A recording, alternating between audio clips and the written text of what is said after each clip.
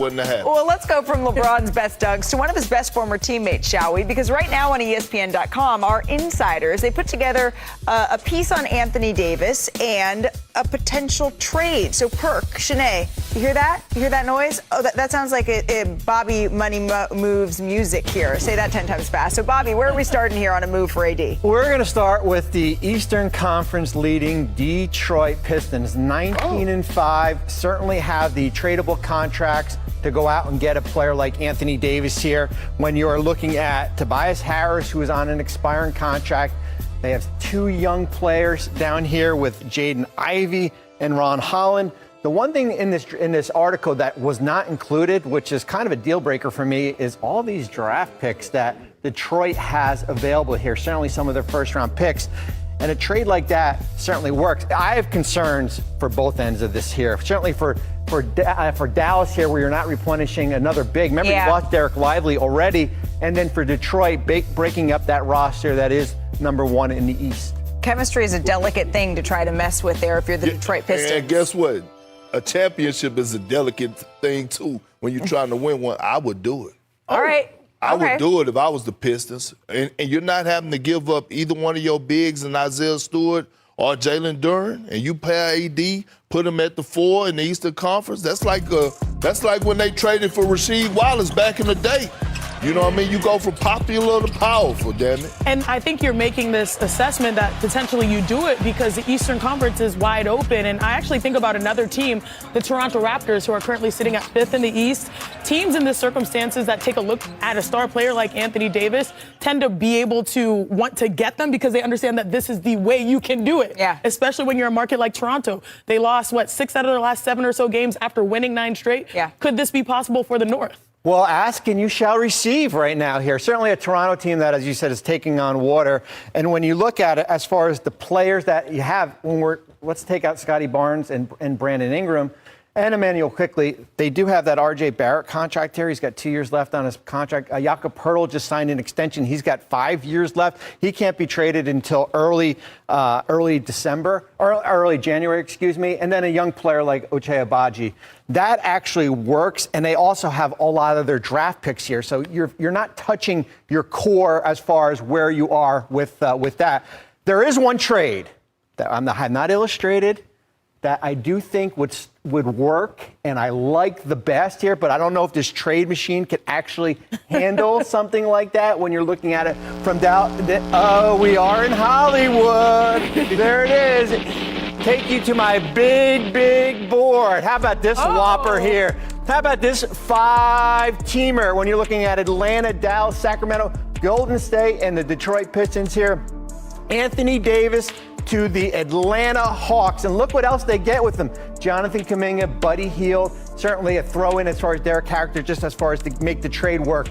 For Dallas's perspective, now here's where the Mavericks have to answer the big question. What does Zach LaVine do for you as far as pairing with Kyrie Irving when he comes back? LaVine has 2 years left on his contract. The picks are what's most interesting. There's a 2026 first from Golden State and a 2027 first, top 4 protected from either New Orleans or Milwaukee, least favorable here. Remember, this is a Mavericks team that does not control their first until 2031. They do have their own this year, of course. Okay, that is a whopper of a trade that we needed a big board for. Perk, what do you think of that deal? Well, the sneaky part was Kristaps Porzingis to Golden State. Right in that deal. What? Okay. He was. That was kind of sneaky in that. And deal. who did you have with the Kings?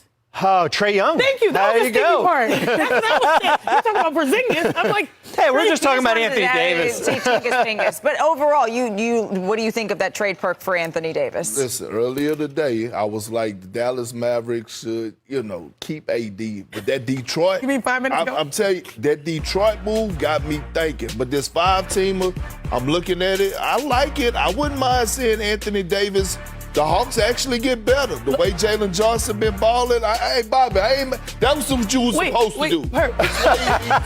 Well, I tried to do it on the machine, and we couldn't do it. Hurt, can we dive into this? Because this actually finds a solution for a number of teams. You mentioned the Warriors. They've been needing a big that can stretch the floor, that can play in their system. That works. Trae Young, I mean, at this point, like, we know that what we have seen without Trae is a better defensive team in Atlanta, and you double down on that by getting Anthony Davis. There are a lot. You know what? If I had a cap, I'd tip it to you. Hey, I'm just part of the group project. This is why we call him Money Moves. He is always making it work. And by the way, I loved it. Who is the player who did cash considerations on the back of a jersey for me? I just love cash showing up there.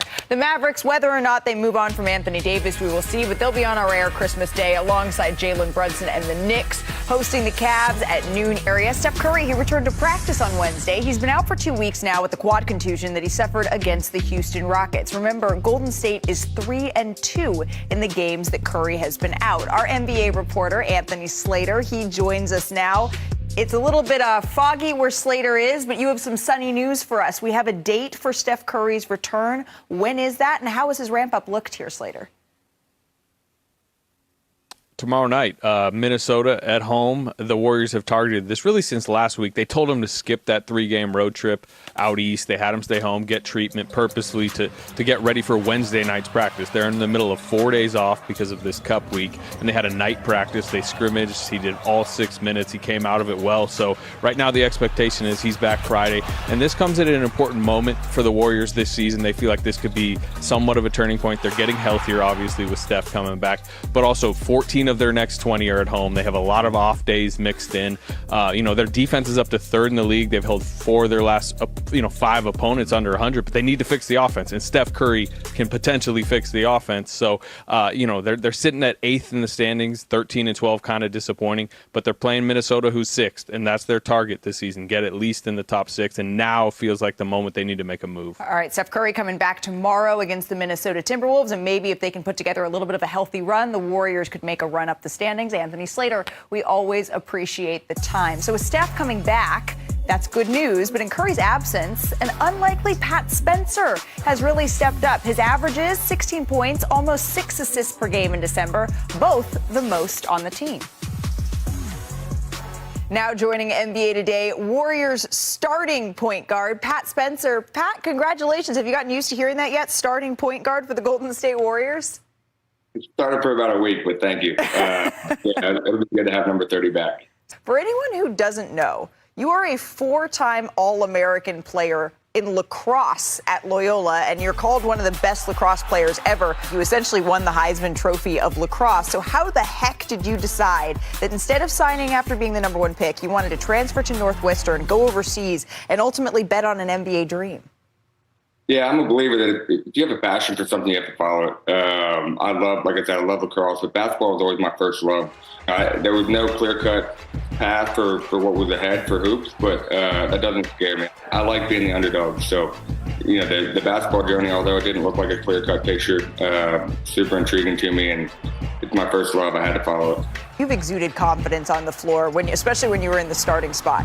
I'm not a lip reader, but remember against the 76ers, you said, I am, what's the PG version of what you could say for TV? What did you say now? I think mother lover is what we could probably put on here. There we go. That's what we could put. And then Steve Kerr said that, yeah, in fact, you are that. Is everyone in the locker room calling you that now? Yeah, unfortunately. I didn't think it was going to stick, and quite honestly, I don't know what I'm saying in those moments. I joke with Draymond and some guys that are wired the same as myself. We tend to black out during those moments, and then it gets used against you, unfortunately. So, pretty funny. Is there a single moment that you have had the most fun this season, whether it is watching or out on the floor, that maybe has made you smile the most? You know what? I get pumped for my stuff, but I get even more excited for my brother's game. So my brother is playing for the Grizzlies and having a heck of a year. So just excited to be able to watch him do what he's doing. So as a brother, first and foremost, I think that's the most important thing for me. So NBA-wise, across the board, happy to see my brother doing his thing. You mentioned your brother, Cam, is a national champion at UConn. Of course, he plays for the Memphis Grizzlies as well. And we thought we would see if he was busy. We'd give him a call and see if he wanted to join us here. And he just so happened to be available. So, Cam, welcome to NBA Today. Boy, what's up? Thanks for having me. We're so excited to have you, especially because the two of you, despite all of the wonderful things that Pat just said, and I'm a big sister, and so the best thing in the world is being on TV with my little sister, Kendra. My sister is also a heck of a trash talker. And I understand that you two are the same way, because when the Warriors hosted the Grizzlies, you both got to face off. It was not the first time, but what did that feel like for the two of you? Go ahead, Pat. Yeah, well, we got the win, so we'll take that. I don't know what the overall record is, but ultimately, I think we just love seeing each other succeed. So, unfortunately, came in and went 0 for 1. So I guess he's got the leg up there. So if you two as a set of brothers were to play, like let's say at All-Star Weekend, that there is a brothers 2-on-2 tournament, you two or the Curry brothers? We're taking ourselves then, which is crazy. Heck yeah. Game on. What is the best part of having a brother in the NBA and being part of that fraternity? I'll go first. I'll say I'm super lucky to have had Pat. I mean, he has 4 years on me, so he's been such a great role model for me and setting the example for myself and my little brother and the whole family. So he's been so great and just trying to help me and my little brother on our journey to be the best basketball players we could be. So credit to him. He's always been there for us, and we've learned a ton from him. Pat? Yeah, I'm so thankful to have them, both of them. We grew up, I'm sure you're aware, doing everything together. Mm-hmm. And to this day, it's so cool to have that. Some brothers get to play through high school, some through college, but to be able to have the off season to come home, be with family, those are the things that make it really special. So just beyond thankful for our journeys together and what we get to do. And Cam, when you saw Pat say, "I am that M" on the broadcast, what'd you think? You said, "Yeah." I was hyped. I knew exactly what he said too right away. So it just sounded like one of our one-on-one games. Yep. Or. Yeah, I mean, it was a cool moment for me and the whole family. Well, I know you all have a busy day, so I'll let you go. Did you ever think the two of you would get interviewed together on ESPN when you were growing up? I don't know if we thought we'd get interviewed together, but if you ask us, we're both crazy enough to think we would both be playing together in the NBA at some point.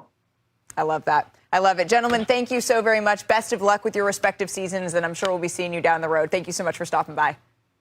Thank you, Malika. Thanks for having us.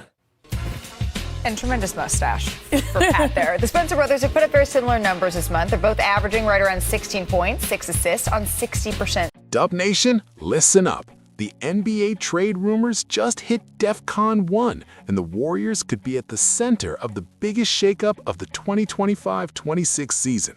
We're talking about Anthony Davis, one of the most dominating big men of this generation, suddenly being linked to Golden State in ESPN's latest mock trades. I know some of you saw the headlines and thought it was clickbait, but when NBC Sports Bay Area and ESPN insiders are sketching out realistic scenarios with AD in a Warriors jersey, you have to pay attention. Let's break this down like true fans, like true believers, and ask the question every Warrior fan is whispering around the water cooler. What if the Warriors actually land Anthony Davis? So here's the tea from the mocks swirling around right now. One proposed 4-team blockbuster would send Anthony Davis and Mason Plumlee to Golden State. In return, the Warriors would send Draymond Green, Jonathan Kuminga, and a 2026 first-round pick to the Mavericks, while Buddy Hield would go to the Lakers. Now that's the kind of trade that shakes the league. You're giving up Draymond freaking Green, one of the emotional cores of the dynasty, and you're giving up Kuminga and a pick, but you're getting Anthony Davis in return. A 10-time All-Star, a two-way force who can score, rebound, protect the rim, and basically be the interior anchor this team has lacked for years.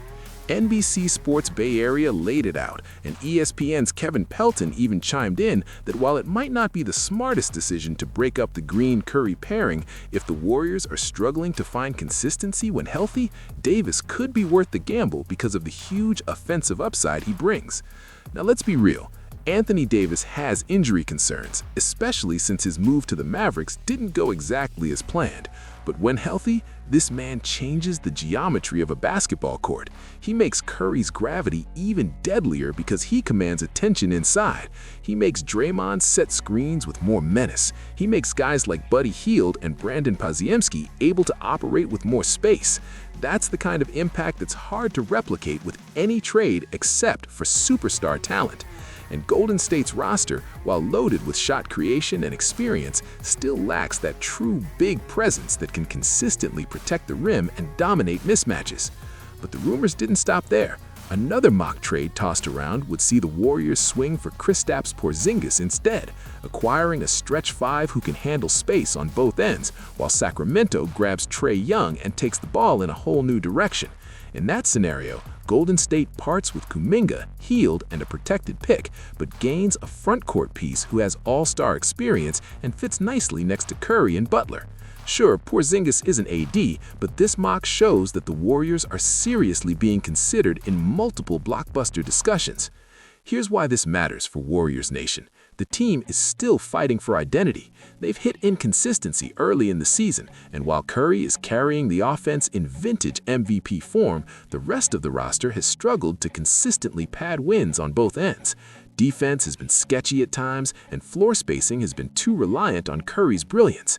Adding someone like Anthony Davis or even Porzingis isn't just a shiny headline, it's a real strategic upgrade that could elevate this squad from playoff hopeful to serious contender. And let's be honest, Golden State's window isn't infinite. Curry ages, Butler ages, and time doesn't stop for anybody.